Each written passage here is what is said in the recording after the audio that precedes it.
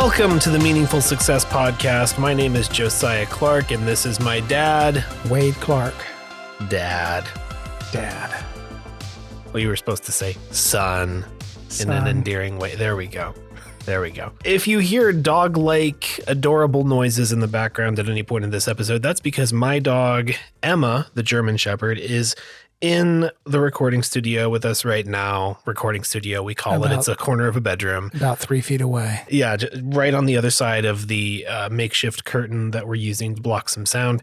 And she has been chasing her own tail quite a bit. If you want to see a picture of Emma, we'll have one in the YouTube version of this episode.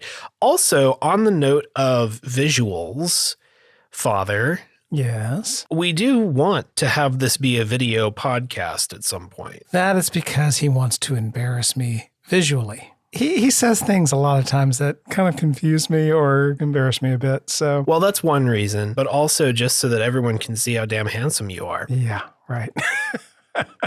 Today, what we wanted to do is we wanted to kind of continue our discussion. Last time we talked about what this podcast is supposed to be about, but what I thought we might do today is really just start with kind of the foundations. When we talk about success and what's meaningful success, I mean, there has to be some kind of foundation. There has to be some kind of basis by which we're defining this.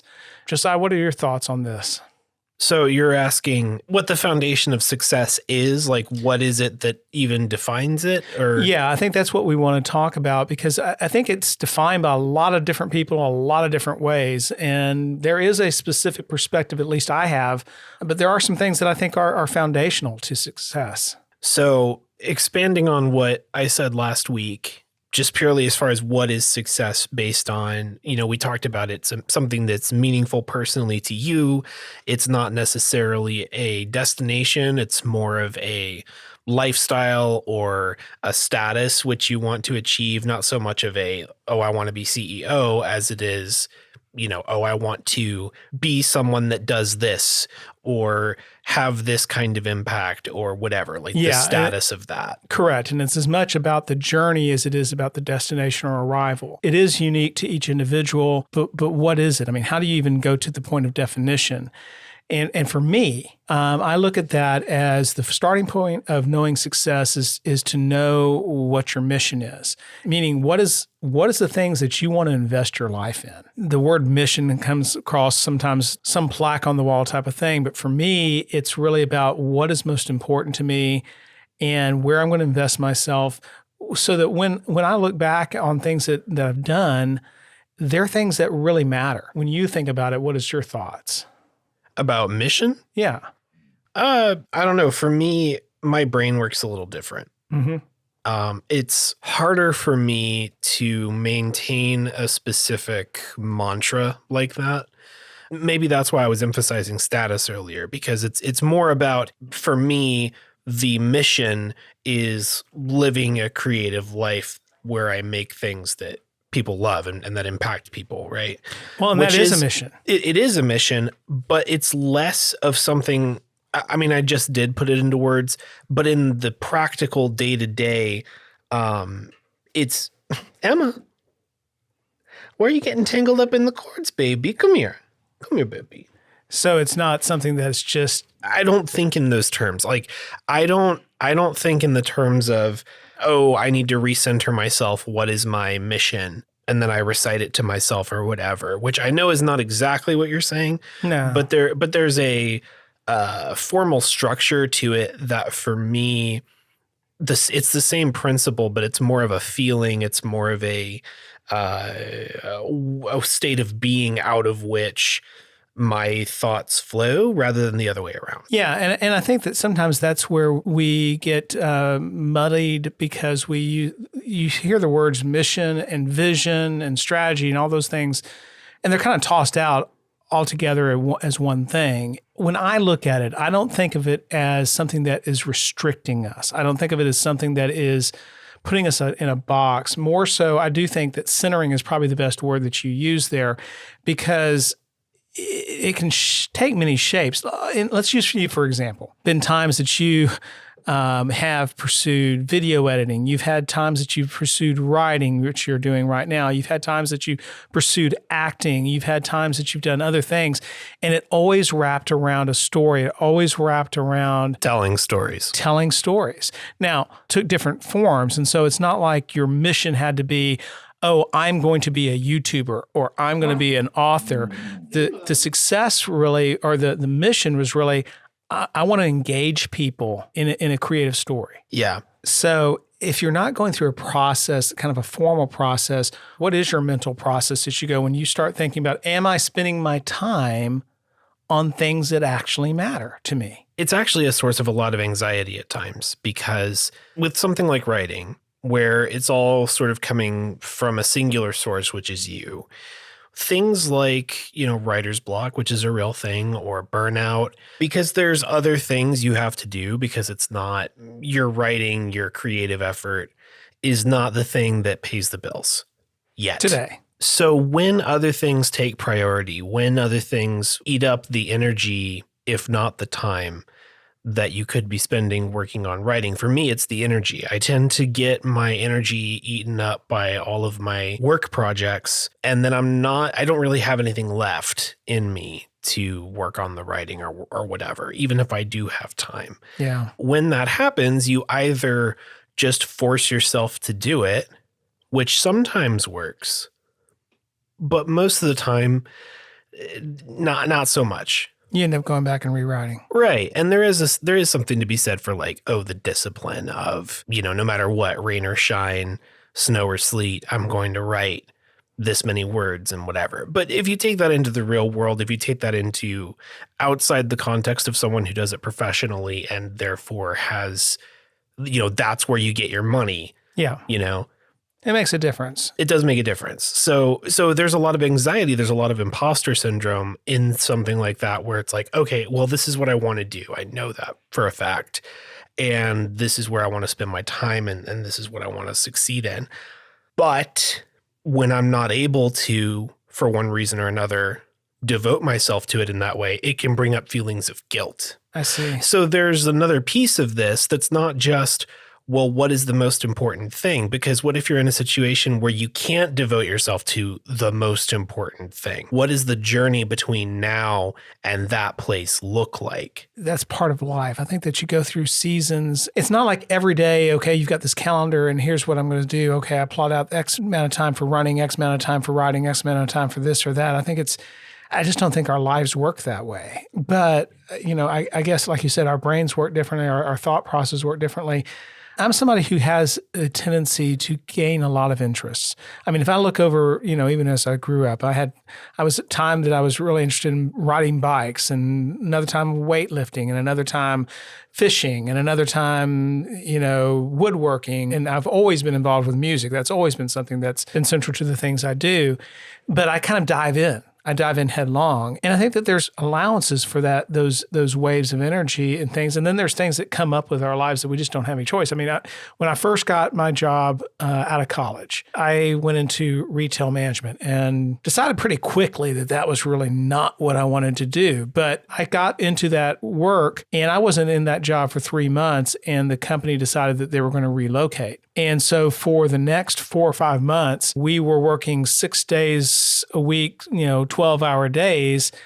And that was all life was. Well, and this was during the Industrial Revolution too. Well, they didn't have. We weren't quite there yet. They didn't have the labor laws in place to protect against something like that.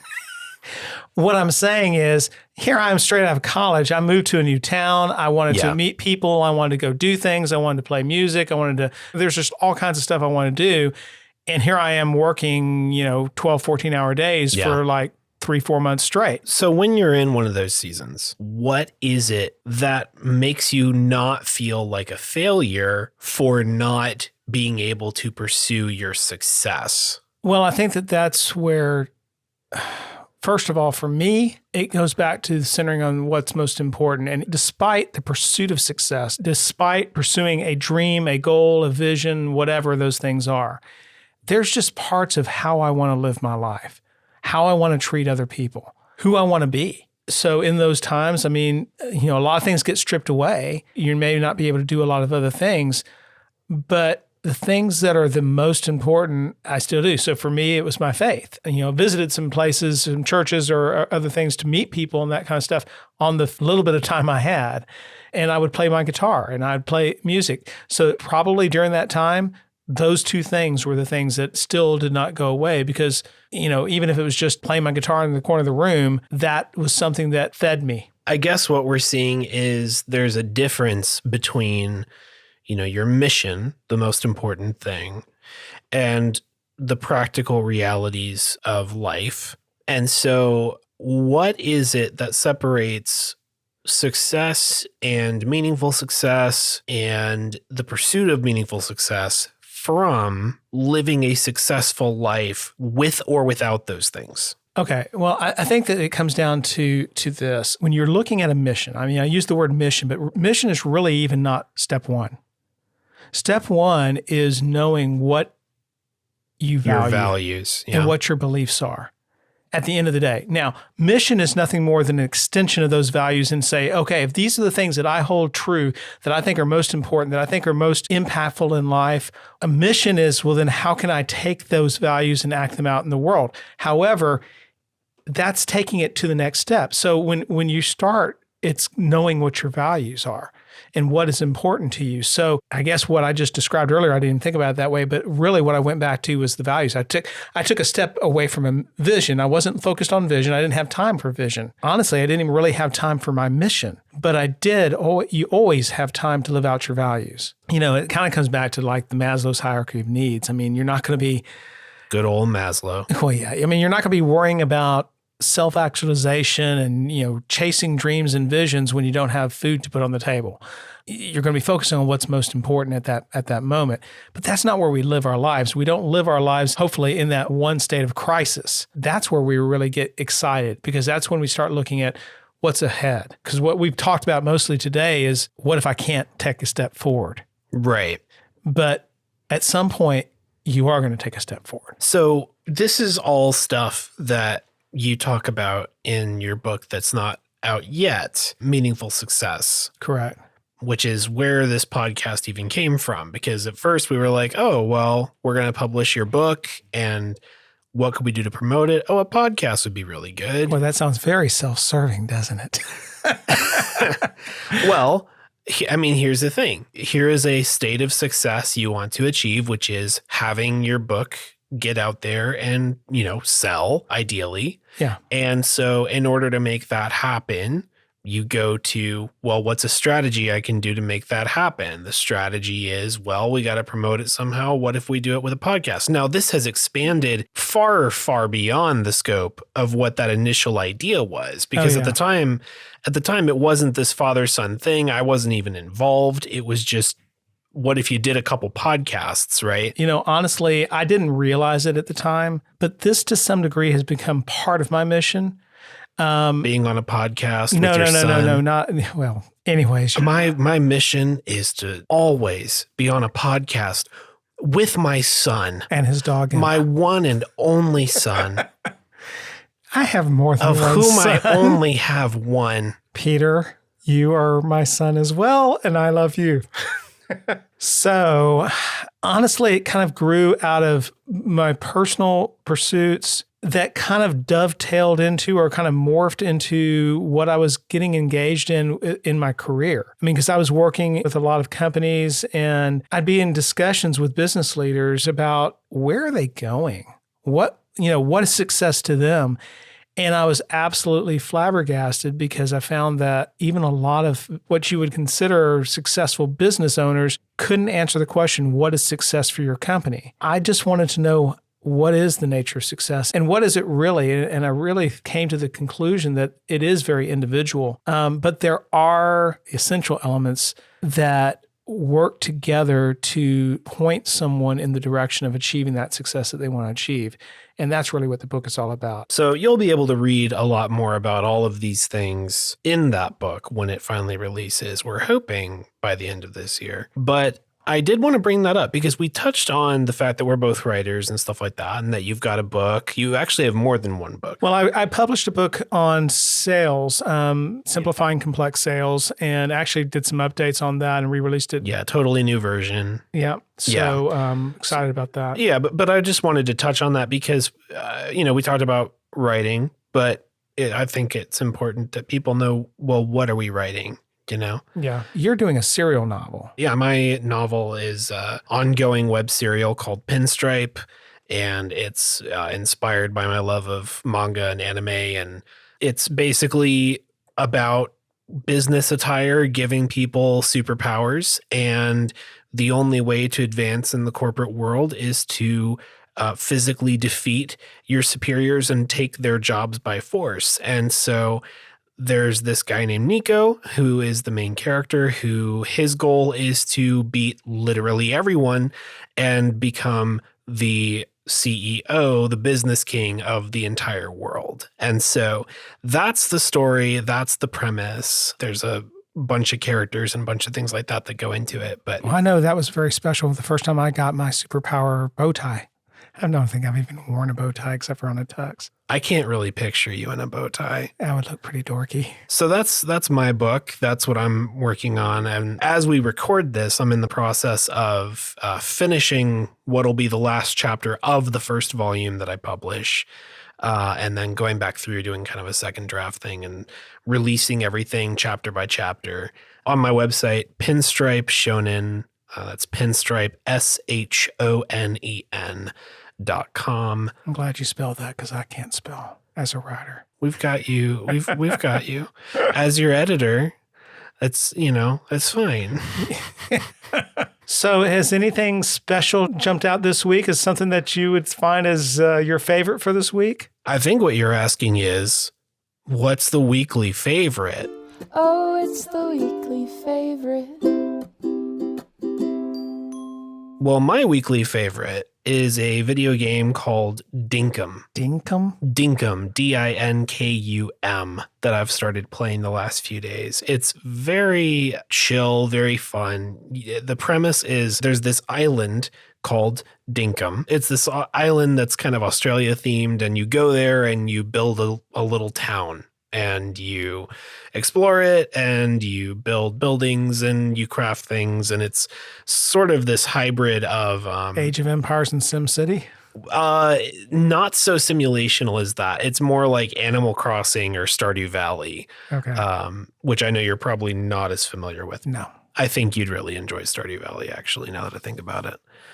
Which Stardew Valley is basically a very similar premise. There's quite a lot of games that have this premise where it's basically, you're this person leaving big city life to go out and into the country and live out the fantasy of anyone younger than like 40 of being able to own your own property. They're very cute. They're very fun. They're very chill.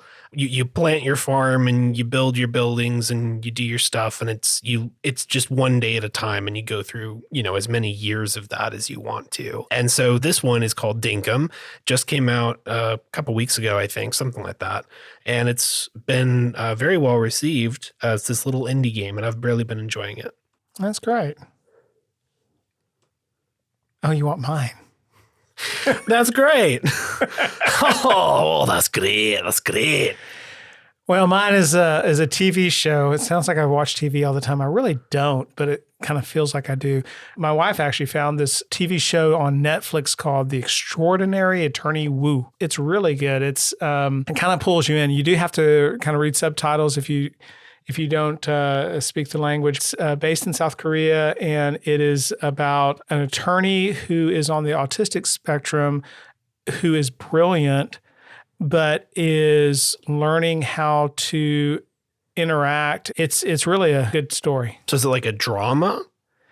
Is it like really serious? It jumps back and forth. There's been parts that were kind of heartbreaking, some that have been funny. It's well done. It's pretty balanced. So another piece of news before we wrap it up for today, we have just launched our Patreon page.